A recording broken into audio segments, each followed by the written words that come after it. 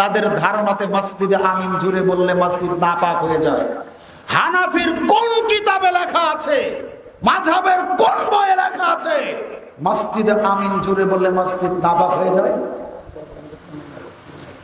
আপনার সমাজে জেনা করার পরে বহু মানুষ আছে, আপনার সমাজে বেনামাজি বহু মানুষ আছে, আপনার সমাজে বেটার বউয়ের সাথে জেনা করে ধরা পড়া মানুষ আছে, আপনার সমাজে সুদখোর মানুষ আছে, তাকে আপনি কিচ্ছু বলেন না, কিন্তু একজন মানুষ চাউল দিয়ে ফেতরা দিল, তাকে সমাজ থেকে বহিষ্কার করলেন। তাহলে জেনা করার চাইতেও চাউল দিয়ে ফেতরা দেওয়া আপনার কাছে খারাপ। নামাজ না পড়ার চাইতেও চাউল দিয়ে ফেতরা দেওয়া খারাপ। আপনি কোন জাতের মুসলমান নিজেই তো জানেন না। আশ্চর্য, আপনি কেন যে সমাজের দায়িত্বশীল হয়েছেন? এরা ইসলামের 12টা বাজিয়ে শান্তির তল্পি বাহক সাজার চেষ্টা করে মুখোশ ধরে আছে আমাদের সমাজে। সম্মানিত সুধী মণ্ডলী, এইভাবে তারাই বলছে ছোটখাটো ব্যাপার এগুলো মাসলা মাসাইলগত ব্যাপার। রসুলের বেঁচে থাকাতে এরকম সমস্যা ছিল। আল্লাহ রাসূলের জামানায় মসজিদে ইমামতি করতেন এক সাহাবী, আরেকজন সাহাবী সারা দিন ভর কাজ করে পানি নিয়ে যাওয়ার সময় দেখছে এশার জামাত চলছে। তো এই সাহাবী পানির পাত্র রেখে জামাতে শরীক হয়েছে। তো ইমাম সাহেব সূরা বাকারা নিসার মতো সূরা দিয়ে কেরাত শুরু করেছে। এই সাহাবীর কষ্টের শরীর এত লম্বা কেরাতে শামিল থাকা সম্ভব হয়নি। জামাত ছেড়ে দিয়ে একা একা পড়ে চলে গেছে বাড়িতে। এটা সমস্যা না? সমস্যা না? আমিন জুড়ে বলা ধীরে বলার চাইতে বড় সমস্যা না? জামাত ছেড়ে দেওয়া, চাউল দিয়ে টাকা দিয়ে ফেতরা দেওয়ার চাইতে বড় সমস্যা না? অবশ্যই সমস্যা। আল্লাহ রাসূলের কাছে বাদী হলো, আল্লাহ রাসূল আমি ইমামতি করছি, আমার ইমামতি হয়তো পছন্দ হয়নি, চলে গেছে বাড়িতে, কেন জামাত ছেড়ে দিল জিজ্ঞেস করুন। আল্লাহ রাসূল ডাকলেন, জানতে চাইলেন তুমি জামাতে সালাত আদায় করলে না কেন? সাহাবী বললেন, আল্লাহ রাসূল সারাদিন কঠোর পরিশ্রম করেছি, পরিবারে পানির ব্যবস্থা নেই, আমি পানি আনতে গিয়েছিলাম, কলস ভর্তি পানি, মটকা ভর্তি পানি, পানি নিয়ে যখন ফিরছিলাম দেখলাম মসজিদে জামাত চলছে, আমি মশকটা রেখে জামাতে শরীক হলাম, দেখলাম বিরাট বিরাট সূরা কেরাত শুরু করেছে, আমার শক্তি সামর্থ্যে কোলায়নি, জামাত ছেড়ে দিয়ে একা পড়ে চলে গেছে। আল্লাহ রাসূল তখন ইমামকে ধমক দিতে, তুমি কি ফিতনা সৃষ্টি করতে চাও? তুমি কি মুফাসসাল মধ্যম ধরনের সূরাগুলি পড়তে পারো না? কি বুঝলেন? কি বুঝলেন বলেন তো? এই হাদিস বক্তব্য দিয়ে টাকা ইনকাম করে আমি, টাকা ইনকাম করে তারাও, আর সমাজে গন্ডগোল লাগায় তারা। বলে ঠিকই, আমল হয় না। আল্লাহ নবীর জালিলুল কদর দুইজন সাহাবী রাত্রিতে ইবাদতে ব্যস্ত, আল্লাহর নবী গেলেন, দেখলেন আবু বকর রাদিয়াল্লাহু তাআলা আনহু তাহাজ্জুদে কেরাত পড়ছেন চুপে চুপে, খুব ধীরে নিম্ন স্বরে। ওমরের কাছে গেলেন, তিনি কেরাত জোরে জোরে পড়ছেন। সকালবেলা ডাকলেন, এ আবু বকরজি, এত ধীরে তুমি কোরআন পড়ো কেন? তখন তিনি বলছেন, আল্লাহ রাসূল যারা ঘুমিয়ে আছে তাদের ঘুমে যাতে কষ্ট না হয় সেজন্য। ওমর তুমি এত জোরে পড়ো কেন? তবে আল্লাহ রাসূল যে ব্যাককেল গুলে ঘুমিয়ে আছে ওরা যারা জাগতে পারে। দুইজনের কথাই যৌক্তিক না? আল্লাহ রাসূল তখন বলেন, আবু বকর তুমি আর একটু জোরে, ওমর তুমি আর একটু। গন্ডগোল ছিল না তখন? কথা বলেন ছিল না? আপোষে তারা মীমাংসা করেছেন। তুচ্ছ একটা কারণে মাদ্রাসা বিলীন করেছেন, তুচ্ছ একটা কারণে মসজিদ বিভক্ত করেছেন, তুচ্ছ একটা কারণে ভাইয়ে ভাইয়ে দ্বন্দ্ব লাগিয়েছেন, ঈদগাহ পৃথক করেছেন। কেন? আপনার এগুলো দেখলে ইহুদি খ্রিস্টানেরা মজা পায়, আমরা তাদের মজা পাওয়ার খোরাক। এখান থেকে আমাদের বের হয়ে আসতে হবে, মনোদার করতে হবে, পরকালের স্বার্থে, ইসলামের স্বার্থে, নিজের দুনিয়া পরকাল ভালোর জন্য। পারবো না আমরা? প্রচলিত দেশে যারা গণতান্ত্রিক নেতৃত্ব দেয়, দুনিয়াবি স্বার্থে তারা কত অন্যায় করে আবার একজোট হয়। কথা বলেন, হয় না বাবা? কিন্তু আমরা ইসলামের ধারক, ইসলামের বাহক, ইসলাম ভালোবাসি, আমরা মুসলিম, আমরা কি দুনিয়াবি স্বার্থে পরকাল স্বার্থে সবাই এক হতে পারি না? আপনার আমার মেজাজ এত কড়া কেন? আপনি কি ঠেকাতে পারবেন ওই মসজিদ ভেঙে মানুষের জোয়ার? আপনি দেখান সারা দেশে আহলে হাদিস থেকে বের হয়ে গিয়ে হানাফি কয়জন হয়েছে? আপনি দেখাতে পারবেন আহলে হাদিস থেকে বের হয়ে অন্য মাযহাবে কারা গেছে? আর আপনাকে দেখাবো কোটি কোটি মানুষ মাজার পূজা, দুর্গা পূজা, পীর পূজা এগুলো ছেড়ে দিয়ে পবিত্র কোরআন এবং সহিহ হাদিসের পতাকা তুলে এসেছে। অসংখ্য মানুষ, এটা চলতেই থাকবে। আমরা মানুষকে ক্যাডার বানাই না। আমাদের আহ্বান কি? আসুন পবিত্র কোরআন ও সহিহ হাদিসের আলোকে জীবন গড়ি। এতে কারো আপত্তি থাকতে পারে? যার আপত্তি থাকতে পারে সে কি মুসলমান? আর কথা বললেন না যে? আমাদের আহ্বান, আসুন পবিত্র কোরআন ও সহিহ হাদিসের আলোকে জীবন গড়ি। আমি তো আপনাকে আওয়ামী লীগ হতে বলিনি, আমি তো আপনাকে বিএনপি হতে বলিনি, আমি তো আপনাকে জামাত করতে বলিনি, আমাকে আপনাকে আঠারোশি হতে বলিনি। আমি বলেছি আসুন পবিত্র কোরআন এবং সহিহ হাদিসের আলোকে জীবন গড়ি। আপত্তি কিসের আপনার? যদি আপত্তি থাকে বোঝা যাবে আপনার ভিতরে ভেজাল আছে। প্রচলিত তন্ত্রমন্ত্র, গণতন্ত্র, এটা হারামি পদ্ধতি। এর ভিতরে দুইটা শিরক আছে। কয়টা? এক, সকল ক্ষমতার উৎস বলেন জনগণ। সকল ক্ষমতার উৎস গণতন্ত্রে জনগণ। এখন আপনি তাহাজ্জুদ পড়ে কপালে দাগ পড়েছেন, আপনি বিরাট আমির সাহেব। আপনার যদি বিশ্বাস হয় সকল ক্ষমতার উৎস জনগণ, আপনার আমিরগিরি কিয়ামতের মাঠে ছুটে যাবে না? এটা দিয়ে এখন আপনি মানুষকে বোঝান ভোট চান, এটা শিরকি মন্ত্র। আর একটা আছে অধিকাংশ রায় চূড়ান্ত। অধিকাংশ রায় চূড়ান্ত। সুদ হালাল না হারাম? দেহ ব্যবসা করা হালাল না হারাম? সংসদে পাশ হবে সুদের পক্ষে, হ্যাঁ বলবে বেশি সংখ্যক এমপি মন্ত্রী, আর না বলবে কয়েকটা পাগল ছাগল। কিন্তু আসলে হক কোনটা? বলেন কোনটা? পাশ হয় কোনটা? অধিকাংশ রায় চূড়ান্ত গণতন্ত্রে, আর ইসলাম হলো হক, হলো চূড়ান্ত, সংখ্যাতে কম হলেও। আপনি এই দুইটাতে বিশ্বাস করেই ইসলাম প্রতিষ্ঠা করতে চাচ্ছেন? মৌলিক আর একটা বিষয় আছে, নারী নেতৃত্ব হারাম। মৌলিক একটা বিষয় আছে, নেতৃত্ব চেয়ে নেওয়া হারাম। আল্লাহ রাসূল বলছেন, তার কাছে দুইজন সাহাবী গেলেন, আবু মুসা আশআরী রাদিয়াল্লাহু তাআলা আনহু এবং তার চাচাতো ভাই।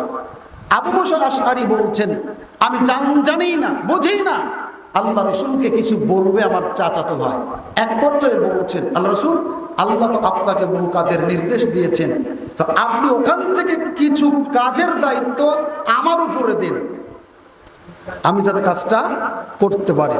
তখন আল্লাহ রাসূল বলছেন, দেখো, যারা কাজ চায় তাদেরকে আমি দিই না, আর যারা দায়িত্ব চেয়ে নেয় তারা হলো কি? অযোগ্য। অযোগ্য লোকেরাই চায়, আর যারা যোগ্য লোক তারা কোনোদিন দায়িত্ব চাই তো না, দিতে চাইলেও সহজে নিতে চায় না। কি বুঝলেন? আল্লাহ রাসূল বলছেন ওই জাতির কোনোদিন কল্যাণ হবে না, ভালো হবে না, যেই জাতির অসংখ্য পুরুষ থাকতে নেতৃত্ব দেয় নারী। বাংলাদেশে আওয়ামী লীগের মধ্যে একটাও পুরুষ মানুষ নাই। কি হাসতেছেন? আরে আপনারা তো এখানে থাকবেন, বাড়িতে তো আমি যাব। আওয়ামী লীগের মধ্যে একটাও পুরুষ মানুষ নাই। কোথায় সে পুরুষগুলো? বেশি আবেগ দিয়ে কথা বলেন না, আপনারটাও আছে একটু পরে। আমি বলতে চাচ্ছি, আওয়ামী লীগের একটা লোক শেখ হাসিনাকে বলতে পারেন না নারী নেতৃত্ব জায়েজ নাই। আপনার তো উপযুক্ত ছেলে আছে, তাকে দেন, তাকে নিয়ে আমরা রাজনীতি করি, এটা বোঝাতে চাচ্ছে। আপনি অন্য লাইনে গেছেন কেন? বিএনপির মধ্যে একটাও পুরুষ মানুষ নাই, এখন আর বলছেন না। আওয়ামী লীগের কথা বলে খুব খুশি, বিএনপির মধ্যে বড় মানুষ নাই, একটাও নাই দেশে। না হলে আপনি কেন বলতে পারেন না, ম্যাডাম জিয়া আপনার অনেক বয়স হয়েছে, অসুখ বিসুখ হয়েছে, অনেক কিছু করেছেন, আপনি একটু অবসরে যান, আল্লাহ আল্লাহ করেন, আপনার উপযুক্ত ছেলে আছে তাকে দেন, তাকে নিয়ে রাজনীতি করি। ও ভাই, আপনার ভোট কি চাইলাম আমি? কোন দলের বিপক্ষে বললাম না। তা আপনার এই সাহসটা নাই নারী নেতৃত্ব বন্ধ করা। আপনাকে ইসলাম তাই বলে কি বলবো? এখন বুঝতে পারেননি নারী নেতৃত্ব যা হারাম, কিন্তু এদেশের জনগণ দুই নারীর কাছে জিম্মি, ওই মন্ত্রীরাও জিম্মি। এমনি কথা বলে অনেক, কিন্তু আসল কথা কেউ বলতে, আর আপনিও বলেন আপনার একটা পদে আছেন, বললে পদ যদি না থাকে। আবার দেশে শান্তিও চাচ্ছেন,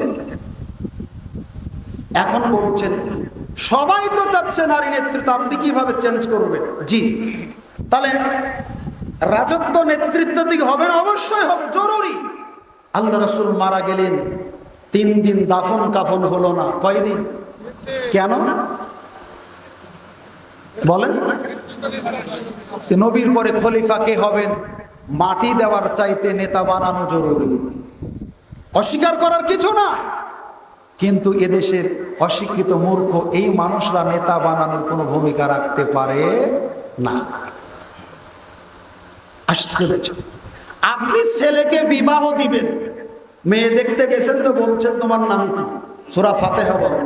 ভাত রাঁধতে কত খালি পানি দেওয়া লাগে, তোমার ডায়াবেটিস আছে কিনা, পরিবারে কারো আছে কিনা, সম্পদ কেমন আছে, বাড়িটা কার নামে লেখা আছে, ব্যাংকে কোনো টাকা পয়সা আছে কিনা, অ্যাকাউন্ট কার নামে আছে, এত কিছু জানছেন বিয়ে দেওয়ার জন্য। কিন্তু একটা ওয়ার্ড তুলে দিবেন একটা মেম্বারের হাতে, একটা ইউনিয়ন তুলে দিবেন চেয়ারম্যানের হাতে, একটা থানা তুলে দিবেন একটা এমপির হাতে, ও চালানোর যোগ্যতা আছে কিনা আপনি দেখবেন না? কি কথা বলেন? দেখবেন না? দেখেন না কেন? আপনি 2 লাইন বসে পড়েছেন। আমারও রাষ্ট্রবিজ্ঞান সাবজেক্ট ছিল, আমিও পড়েছি। নির্বাচক মণ্ডলীর গুরুত্ব বৈশিষ্ট্য আপনি একটু পড়েন, আবার আপনাকে সবক দেওয়াতেই এসেছে। তার মানে যিনি নেতা হবেন তার চাইতে যিনি নেতা করবেন তার ভূমিকাই বেশি। আমাদের দেশে কি তাই হয়? এই জন্য তো হাজারো শিক্ষিত মানুষ থাকতে মূর্খ পা ফাটা লোকটা মেম্বার হয়, আর তার কাছ থেকে যা পাচ্ছেন এর চাইতে ভালো কিছু পাবেন অসম্ভব। তাহলে কিভাবে হবে? নির্বাচন হবে ইলেকশনে না সিলেকশনে। এখানে জনগণ ডেকেছেন ওয়ার্ডের, এর মধ্যে প্রার্থী 3 জন, তো একজন কড়া চুরি করে ধরা খেয়েছিল এর আগে। ও দাঁড়িয়ে খালি বলতেই পারবে না আমি মেম্বার হতে চাই, কে কে সমর্থন করছেন হাত তোলে, ও বলতেই পারবে না। চোরের সুযোগ আছে। এইভাবে ওপেন সিলেকশনে যদি হয় তখন সৎ মানুষ নির্বাচিত হয়ে আসতে পারে, বিকল্প কোনো পথে হতে পারবে না। তার সহজ পথ কি? ফখরুদ্দিন যেভাবে ক্ষমতায় এসেছিল ওটাই হলো ইসলামী পথ। ডক্টর ইউনূস যেভাবে এসেছে এটাই ইসলামী, একবার এটাই সহজে বক্তব্য। যেখানে 300-350 এমপি মন্ত্রী দেশ চালাতে হিমশিম খাচ্ছিল, সেখানে 10-12 জন উপদেষ্টা তাদের চাইতে ভালো চালাচ্ছে না খারাপ? তারও কিছু থাকলে আপনার অসুবিধা কি? অসুবিধা আছে? গত রমজানে পেঁয়াজ কয় টাকা কেজি খেয়েছিলেন বলেন? এবারে কয় টাকা? তখন বলেছিলেন সব টাকা চলে গেল, এখন আবার বলছেন কৃষক মারা গেল। এই বাঙালি এত খারাপ, এত ভালো হয় না, খারাপও না, মানে কি যে বলে ওরা নিজেই জানে না। তখন বলেছিলেন দেশ চলে গেল, কিভাবে খাবে মানুষ, এখন আবার বলছেন কৃষক মরে গেল। আচ্ছা, 16 বছর দুর্নীতি করেছেন, 6 মাসে কি সমাধান করা সম্ভব হয়? আপনাকে দিলে পারবেন? আপনাকে দিলে যদি পারেন আপনাকে নিয়ে যাচ্ছি, চলেন, আপনি চলেন। অবাক খেলে 11-22 জন প্লেয়ার মাঠে, হাজারো দর্শক দেখে, তাই না? ফুটবল তো বল সুন্দর করে কেটে কুটে গোলের কাছে নিয়ে যে মারতে পারে না, গোল হয় না, আপনি বাইরে থেকে বলছেন কোথাকার, এইভাবে মানে এইভাবে মারলে গোলটা হতো। অথচ আপনাকে যদি মাঠে নামানো হয় 6 ঘন্টা ঘোরার পর কিক করার জন্য একটা বলও পাবেন না, আপনি আবার গোল ধরেন। শোনেন, এদেশের ফকির থেকে রাষ্ট্রপতি পর্যন্ত আমরা সবাই সুর, আমিও সুর। আমাকে বাদ রাখলে তো বাড়িতে যাওয়া লাগবে আবার। আমি স্বদেশের সবাই চোর। এখানে হাতে গোনা 2-1 মানুষ ভালো হয়ে চলবে কিভাবে? আর জীবনের মায়া আছে তো, মায়া আছে না? এই জন্য ভাইজান বাপজান, আমরা যতদিন ভালো না হব, এই দেশে হাসিনা খালেদা কেন, আল্লাহ যদি জিবরাইল ফেরেশতা তখন ওহিলি আসা লাগে না? লাগে। নবীদের ধারা বন্ধ হয়ে গেছে, নবীদের সিলসিলা বন্ধ। জিবরাইল তুমি তো বসে আছো, বসে থেকে গেলাম, তুমি যাও অন্তত 3টা মাস বাংলাদেশ শাসন করে আসো। জিবরাইল যদি আসে আমরাকে হত্যা করার ষড়যন্ত্র করব, কারণ জিবরাইল তো সুদ খাওয়া পছন্দ করে না, জিবরাইল তো ঘুষ খাওয়া পছন্দ করে না, জিবরাইল তো জর্দা খায় না, জিবরাইল তো মূর্তি পূজা করবে না। যারা ঘুষ খায় সুদ খায় ওরা কি জিব্রাইলকে তাজা রাখবে? তার মানে আমি আপনি যদি ভালো না হয়, ফেরেশতা দিয়ে শাসন ক্ষমতায় পাঠালেও এ দেশ ভালো হবে না। যখন আমার প্রয়োজনই আপনার প্রয়োজন ভাববেন, তখন আমি আপনি দেশের জন্য কাজে লাগব। খুব বড় বড় কথা বলেন দেশপ্রেমিক, এই সে নানান কথা। তখন তাও যুদ্ধ হতে কিছু সময় লেগেছিল, তাই না? এখন যুদ্ধ লাগলে অত সময় লাগবে না। নেতার আগে বলবে তুমি কি কি চাচ্ছ না, যুদ্ধ করতে পারবে না। তুমি খালি পহেলা বৈশাখে পান্তা খেয়ে বাঙালি হওয়ার চেষ্টা করো। এদেশের ভ্যান চালক বাঙালি নয়, যারা দেশের শাড়ি পরে তারা বাঙালি নয়, যারা দেশের তৈরি লুঙ্গি পরে তারা বাঙালি নয়, যারা দেশের খেটে খাওয়া মানুষ তারা কি বাঙালি নয়? না, তোমরা যারা টাকা চুরি করে বিদেশে পাচার করেছো তারাই খালি বাঙালি। তোমাদের লজ্জা হয় না? তোমাদের শরম নেই? তোমাদের হায়া নেই? তোমরা কতদিন জনগণের জানমাল নিয়ে ছিনিমিনি খেলবে? সম্মানিত উপস্থিতি, এই জন্য এখান থেকে বের হয়ে আসা আমাদের একটাই পথ, আল্লাহর সাথে আমরা যে অঙ্গীকার করেছিলাম এই অঙ্গীকারটা কি করা? রক্ষা করা। তাহলে কতদিনে করবেন? ও ভাই, আপনাকে কে বলেছে 5 বছর 7 বছর 10 বছরের মধ্যে বাংলাদেশ ইসলাম কায়েম করতে পারে? চেষ্টা করতে করতে মারা যাবেন, কায়েম নাও হতে পারে। এটা আল্লাহর ইচ্ছা। এটা খারেজিদের আকীদা। ওরা রাতারাতি বোমা মেরে রকেটে রাস্তাঘাট ভাঙচুর করে আতঙ্ক ত্রাসের রাজত্ব কায়েম করবে। এরা খারেজিদের আকীদা। যদি একদিন ইসলাম কায়েম করা যেত, নবীর 23 বছর লাগতো না, দাঁত ভাঙতো না, বদর উহুদ খন্দক এগুলো যুদ্ধ করা লাগতো না। আপনি রাতারাতি স্বপ্ন কেন দেখছেন? মজার একটা ব্যাপার বলি আপনাদের। আওয়ামী লীগ চাচ্ছে হারানো গণতন্ত্রকে ফিরিয়ে আনতে, তাই না? বিএনপি চাচ্ছে হারানো গণতন্ত্রকে কি করতে? জনগণের ভোটাধিকার বলেন ফিরিয়ে দিতে, গরিবের মুখে খাবার তুলে দিতে, মেহনতি মানুষের অধিকার ফিরিয়ে দিতে। জামাত ইসলাম ওটাই চাচ্ছে। আপনারা বুঝতে পারেননি? তাহলে জামাত যেটা চাচ্ছে, বিএনপি সেটা চাচ্ছে, জামাত বিএনপি যেটা চাচ্ছে, আওয়ামী লীগও সেটা চাচ্ছে। তার মানে এতে 3 জনের ধারণায় কেউ গণতন্ত্র উদ্ধার করতে কি কথা বলেন পেরেছে? এই গণতন্ত্রের জন্য জীবন দিয়ে আপনি মনে করছেন শহীদ, কিন্তু গণতন্ত্র কি এটা আপনি জানেন? একবারে জবাব দিবেন না। অথচ আপনাকে দেখায় আল্লাহ নবীর একটা যুদ্ধ দেখেন, খাইবারের যুদ্ধ। যুদ্ধের দিনে যুদ্ধ চলছে, একজন সৈনিক রসুলের পক্ষে, ইসলামের পক্ষে যুদ্ধ করছে যুদ্ধের মাঠে। চতুর্দিক থেকে সে তীর আটকেছে, তার গায়ে আটকাচ্ছে। লোকটা মারা গেল, দেহটা মাটিতে পড়তে পারল না, তীরের উপরে আছে। অথচ আল্লাহ নবী বলছেন এই লোকটা জাহান্নামী। কি বুঝলেন আপনি? আপনি হলে তো কি করতেন বলেন? যে যুদ্ধের মাঠে গিয়ে যুদ্ধ করতেছে সবু জাহান্নামী, খাইবারের যুদ্ধ খুলে দেখবেন। কেন? সাহাবীরা বলছেন নবী তো ওহি ছাড়া কোনো কথা বলেন না। ওহি ছাড়া নবী কোনো কথা বলেন? এই কথাটাই মনে হয় শুধু বলেছিলেন। কি এই কথা বলেননি? তাহলে কেন? সাহাবীরা বলছেন আমরা অপেক্ষা করতে লাগলাম। শত্রুপক্ষের তীরের আঘাতে লোকটার মৃত্যু যন্ত্রণা সহ্য করতে না পেরে তার তীরদানি থেকে একটা তীর বের করে তার বুকে বাঁধল, আত্মহত্যা করল। তখন আল্লাহ রাসূল বললেন, এই ঘোষক কে কোথায় আছো? দাঁড়িয়ে ঘোষণা করে দাও, যারা আত্মহত্যা করে তাদের জন্য আল্লাহ তার জান্নাতকে হারাম করেছেন। কি বুঝলেন? অপরাধ আত্মহত্যা করা, বিনিময়ে আল্লাহর পথে জীবন দিছে, তবু নবী বলছেন তাকে আমি জাহান্নামে দেখেছি। আর আপনি শহীদ। বোঝাতে পারেন? এই যুদ্ধের শেষে আল্লাহ নবীর সাহাবী ওমর নবীর সাথে ঘুরছেন, লাশ পড়ে আছে জায়গায় জায়গায় যুদ্ধের মাঠে। আল্লাহ নবীকে দেখে বলছেন ফুলানুন শাহিদুন, আল্লাহ নবী এই লাশটা শহীদের। তখন আল্লাহ রাসূল কিছু বললেন না। সম্মতি অনুমতির স্বীকৃতির লক্ষণ, মানে লোকটা শহীদ। আর একটা লাশ দেখিয়ে দিয়ে বললাম ফুলানুন শাহিদুন, এই লাশটা শহীদের। আল্লাহ রাসূল তাও চুপ থাকলেন, তার মানে স্বীকৃতি দিলেন এটাও শহীদের। আর একটা লাশ দেখি আমি বললাম ফুলানুন শাহিদুন, এই লাশটা শহীদের।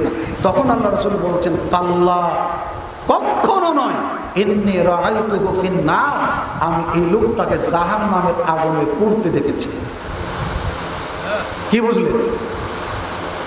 এই লোকটা তাও আত্মহত্যা করেছে, আর এই লোকটা মৃত লাশ পড়ে আছে। নবী বলছেন আমি তাকে জাহান্নামের আগুনে জ্বলতে দেখেছি। সাহাবীরা বলছেন কেন? এই কেন উত্তর খুঁজতে গিয়ে আমরা তার দেহ তল্লাশি করলাম, দেখলাম লোহার আংটির সম পরিমাণ একটা কিছু সে গোপন করে রেখেছে, গনিমতের সম্পদে জমা রাখেনি। অপরাধ লোহার আংটি। 1 টন চাউলের দাম হবে, 1 টন গমের দাম হবে, একটা কম্বলের দাম হবে? হবে না। এতটুকু আত্মসাৎ করা অপরাধ, বিনিময়ে আল্লাহর পথে মুসলমানদের পক্ষে যুদ্ধে জীবন দিয়েছে, তবু জান্নাতে নবী দেখেননি। কোথায় দেখেছেন? জাহান্নামে দেখেছেন। গম চুরি করা ছাড়া একটা নেতা দেখান তো, দেখান। আপনি দেখান একটা লোক 20-30 বছর ধরে জালসা তাফসির সম্মেলনে হাজার হাজার টাকা দেয়, প্রধান অতিথি হয়, পৃষ্ঠপোষকতা করে, এর উদ্দেশ্য কি বলেন? 20 বছর পরে হলেও ভোটে দাঁড়াবে। আপনি জানেন কিন্তু বলতেছেন না। এই 20 বছর পর সুযোগ পেয়ে মঞ্চে দাঁড়িয়ে বলছে আপনারা জানেন বিগত 30 বছর ধরে আমার সমাজ অবদান, এতটা মসজিদ করেছি, এতটা মাদ্রাসা করেছি, এতটা ইয়াতিমখানা করেছি, জালসাতে দান করেছি, ঈদগাতে গুরুস্থানে মসজিদে দান করেছি, আমার হাতে একটা টাকাও আত্মসাৎ হয়নি, 5 ওয়াক্ত নামাজ পড়ি, আমি কোনোদিন মানুষের হক বিনষ্ট করিনি। আগামীর বাগডোর এলাকা যদি উন্নয়ন চান আমাকে ভোট দিয়ে জয়যুক্ত করুন। হলো? আর ওটা তো হাদিসে আছে 3 শ্রেণীর মানুষকে আল্লাহ জাহান্নাম উদ্বোধন করবে, তার মধ্যে দানবীর একটা। 20 বছর ধরে দান করছে, মানুষের কাছে দানবীর প্রমাণিত হওয়ার জন্য নির্বাচন করবে। সাবধান, টাকাও যাচ্ছে, পরকাল হারাচ্ছেন। একনিষ্ঠতা খুলুসিয়াতের সাথে অল্প হোক পরিমাণে ইবাদত করুন, পরকালে নাজাত পাবেন। নাম্বার 5, রাসূল সাল্লাল্লাহু আলাইহি ওয়াসাল্লাম বলছেন যখন যে জাতি তার রাষ্ট্র ক্ষমতায় ইসলাম অনুযায়ী শাসন করবে না, তখন আল্লাহ গৃহদ্বন্দ্ব লাগিয়ে রাখবেন। গৃহদ্বন্দ্ব বুঝেন? গৃহ মানে বাড়ি, মানে বাড়িতে বাড়িতে আল্লাহ গন্ডগোল লাগিয়ে রাখবেন। কোন বাড়িতে গন্ডগোল? একটু হাত তোলেন তো। সব বাড়িতেই আছে। ছেলে করে আওয়ামী লীগ, আর এক ছেলে করে বিএনপি, বাপ করে জামাত। দুনিয়াতে সুযোগের জন্য কায়দা অবলম্বন করেছে। ওরা কিন্তু অন্য গ্রামের মানুষকে পিঠা আওয়ামী লীগ না করলে কিন্তু নিজের ভাই জামাত কিচ্ছু বলে না, মানে ওর ধারণা এরা ক্ষমতায় গেলে আমরা যাতে বাঁচতে পারি, কিন্তু পিটন খাই আমি আর আপনি। ওর নিজের ভাই বিএনপি করে আওয়ামী লীগ কিছু বলে না, কিন্তু অন্য গ্রামের মানুষকে ধরে পিটায়। কথা বল, এর চাইতে খোলামেলা বক্তব্য দেওয়ার মতো যোগ্যতা আমার না। এরপর যদি না বুঝেন তাহলে বুঝবো আল্লাহ আপনার বোঝার যোগ্যতাই দেননি। আপনাকে ব্যবহার করে বলেন এদেশের যত মিছিল মিটিং বিক্ষোভ হয়েছে, কোন এমপি মন্ত্রী ছেলে মেয়ে মারা গেছে? হয় আপনার ছেলে, না হলে আমার ছেলে মারা গেছে। লাশ নিয়ে ওরা রাজনীতি করেছে, রক্ত নিয়ে ওরা রাজনীতি করেছে, জীবন গেছে আমার আপনার ছেলে মেয়ের স্বার্থ হাসিল করেছে ওরা। আর এই জীবন যেতে দিবেন না। এই পাঁচাটামি ছেড়ে দিন, নোংরামি থেকে বের হয়ে আসুন। আপনাকে বলছিলাম কোরআনের বিধান অনুযায়ী যতদিন দেশ পরিচালিত না হবে ততদিন এই দ্বন্দ্ব শেষ হবে না।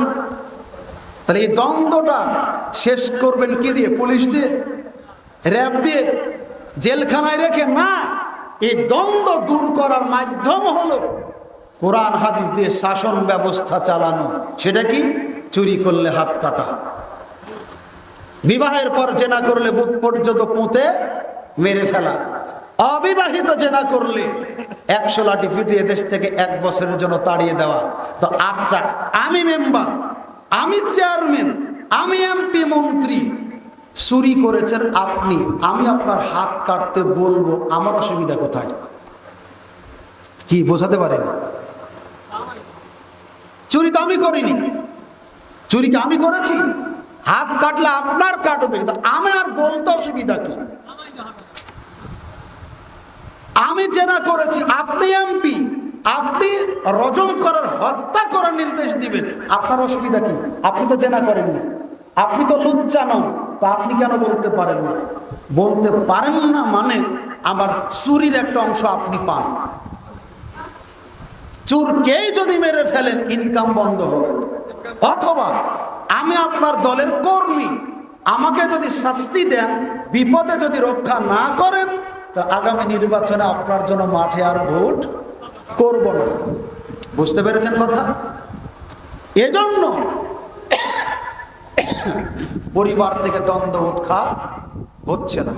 সম্মানিত উপস্থিতি, গৃহদ্বন্দ্ব যদি আমরা বন্ধ করতে চাই, কোরআনের শাসন দিয়ে বিচার বিভাগ পরিচালনা করতে হবে। সবাই চাচ্ছি, এটা করবেন কিভাবে? শেষ কথা, আমি চাচ্ছি জেনা বন্ধ হোক, আহলে হাদিস চাচ্ছে জেনা বন্ধ হোক, হানাফি চাচ্ছে হোক, শাফিঈ চাচ্ছে হোক, জামাত ইসলামও চাচ্ছে হোক, তাই না ভাই? জেনা বন্ধ হোক, সুদ বন্ধ হোক, ঘুষ বন্ধ হোক, চুরি বন্ধ হোক, দুর্নীতি বন্ধ হোক, সবাই তো চাচ্ছে এটা, তাই না? শুধু আহলে হাদিসরা চাচ্ছে আহলে হাদিসদের মতো, জামাতের ভাইরা চাচ্ছে তাদের মতো, তবলিগালারা চাচ্ছে তবলিগালার মতো, চরমনায় চাচ্ছে চরমনায়। সবভাবেই কি হবে? বোঝাতে পারি না আপনাদের। সবভাবে কি হবে না? সকলের সমবেত প্রচেষ্টা লাগবে, লাগবে না? তো প্রচেষ্টাটা কিভাবে করবেন? আপনি আপনার মতো করে, আমি আপনার মতো করে না? এর একটা ভিত্তি আছে, এর একটা নিয়ম কানুন আছে, একটা লক্ষ্য উদ্দেশ্য আছে, আছে না? কি দিয়ে করবেন? আমরা বলছি পবিত্র কোরআন এবং সহিহ হাদিস দিয়ে। আপনি করবেন আপনার নেতার আদর্শ দিয়ে, আপনি করবেন আপনার নেতার আদর্শ দিয়ে। আপনার নেতার আদর্শের সাথে আর এক নেতার আদর্শের মিল আছে কি? নাই। তার একটা দেখা 24-এর গণঅভ্যুত্থানে দেশে আর একবার স্বাধীন করলে অনেক স্বপ্ন দেখতেছেন, তাই না? অনেক স্বপ্ন দেখতেছেন না? আসলে কি হবে ভাইরা? আপনারা বিপদে পড়েন না, আমি বলি, আপনার থাকা লাগবে তো। যে স্বপ্ন দেখছেন এটা হবে না। কেন? এই দিনে সারা দেশে শেখ মুজিবুরের যত মূর্তি ছিল সব ভেঙেছেন, ভাঙেননি? ভাঙ্গ অপরাধ এটা বলিনি। আমার মনে করবেন আমি আওয়ামী লীগের দালালি করতে এসেছি, এটা আপনাকে বোঝাইনি। কিন্তু বলেন মূর্তি শেরক এক বাক্যে, সে মূর্তি যার হোক, আমার বাপের হলেও। কি কথা বুঝতে পারেন না? কিন্তু আপনি বেছে বেছে মুজিবুরের মূর্তি ভাঙলেন কেন? তা আর যে কোনো মূর্তি রেখেছেন, এটা কি জায়েজ? আমি এখানে থাকতে আপনি নওগাঁ যান, দেখবেন কিসের মোড় ওটা? নওজোয়ান মাঠের পূর্ব দিকে একটা পার্ক আছে না, তার সামনে একটা মূর্তি আমি কয়েকদিন আগে দেখলাম। এটা ভাঙেননি কেন? এটা কোনো নবী রাসূলের, ওলিয়া উলিয়ার, কোনো বুজুর্গানে দিনের? তাহলে শিরকের ভিত্তিতে এই অনুভূতি নিয়ে, এই চেতনা নিয়ে যদি মূর্তি ভাঙেন, মুজিবর আর জিয়ানা নবীরও যদি কোনো মূর্তি থাকে সেটাও ভাঙতে হবে। কিন্তু কালে ভদ্রে কি দেখছেন? এক দলের নেতার মূর্তি ভেঙ্গে ওই জায়গাতে আর এক দলের নেতার মূর্তি করতেছেন। তাহলে কি হলো? হয়তো অফিস আদালত থেকে আওয়ামী লীগ হেরে গেলে শেখ মুজিবর, শেখ হাসিনার ছবি আপনি নামাবেন, ওখানে তো কারো উঠবে। যদি না উঠে ভালো, সাধুবাদ, ধন্যবাদ, এটাই আল্লাহর তাওহীদ, এটাই ইসলাম, এটাই সুন্নাহ। কিন্তু ওটা সরিয়ে ফেলে আর একটার যদি তুলেন, তাহলে বোঝা যাবে এটা আপনার ইসলাম, এটা আপনার দলীয়করণ। আর এই কাজটা করতে গিয়ে আপনি ব্যবহার করছেন ইসলামকে। বোঝাতে পারি না? এই জন্য মুসলমানদের কাছে ইসলাম সবচেয়ে খারাপ হিন্দুদের চাইতে। আমার চরিত্র দেখি, এই ইসলামী দলের চরিত্র হলো শাটারের কাঠের মতো। বিশাল বিল্ডিং করেছেন, শাটারের বাঁশ ছিল, কাঠ ছিল, কাঁটা ছিল, শাটারের কাঠের জীবনটা ক্ষত বিক্ষত, তাই না? কত জায়গায় যে কাঁটা মারাও নিজেই জানে না। বিল্ডিংটা যখন কংক্রিট হয়ে যায়, রং বার্নি টাইলস করেন, তখন ওই কাঠ কোথায় আছে কেউ খোঁজ করে না। যে শ্রমিক বহু কষ্ট করে বিল্ডিংটা গড়েছে, তাকে খালি পায়ে আপনার রুমে টাইলস করা আছে, ঢুকতেও দেন না। এই ইসলামের নামে দল করতে গিয়ে আমার এই ভাইয়েরা নিজের ব্যক্তিত্বকে হারিয়েছে, ইসলামকে বিতর্কিত করেছে, শাটারের কাঠের মতো ব্যবহার হয়ে। অতএব ব্যক্তিত্ব নিয়ে বাঁচুন। হক চূড়ান্ত হক, সংখ্যায় কম হলেও এক নজরে বলছি, যখন আমরা 5টি পাপ করব, আল্লাহ সুবহানাহু ওয়া তাআলা আমাদের উপরে 5টি শাস্তি নাজিল করবেন। এক, যেই সমাজে অশ্লীলতা, নির্লজ্জতা, বেহায়াপনা, বেপর্দা, জেনা, বেবিচার বেড়ে যাবে, তখন আল্লাহ তাদের আকস্মিক মৃত্যু দিবেন, অনেক অসুখ বিসুখ পাঠাবেন যার নাম আগের পুরুষেরা জানত না। 2, যখন মানুষ তার মাপে ওজনে কম দিবে, তখন আল্লাহ দুর্ভিক্ষ দিবেন। শাসন ক্ষমতায় যারা থাকবে তারা জনগণের উপর অত্যাচার চালাবে। 3, মানুষ তখন উৎপাদিত ফসলের ওসর দিবে না, সম্পদের জাকাত দিবে না, তখন আল্লাহ বৃষ্টি বন্ধ করে দিবেন। নাম্বার 4, যখন যেই জাতির লোকেরা আল্লাহর সাথে কৃত অঙ্গীকার ভঙ্গ করবে, তখন ইহুদি খ্রিস্টানদেরকে, বিজাতীয়দেরকে তাদের শাসন ক্ষমতায় বসাবেন। নাম্বার 5, যখন কোন রাষ্ট্রে ইসলাম অনুযায়ী শাসন ব্যবস্থা পরিচালনা হবে না, তখন আল্লাহ বাড়ি বাড়ি গৃহদ্বন্দ্ব লাগিয়ে রাখবেন, এটা শেষ হবে না। আল্লাহ সুবহানাহু ওয়া তাআলা আমাদের সকলকে এই 5টি পাপ থেকে বাঁচার তৌফিক দান করুন, আমিন। আমরা যারা ইমাম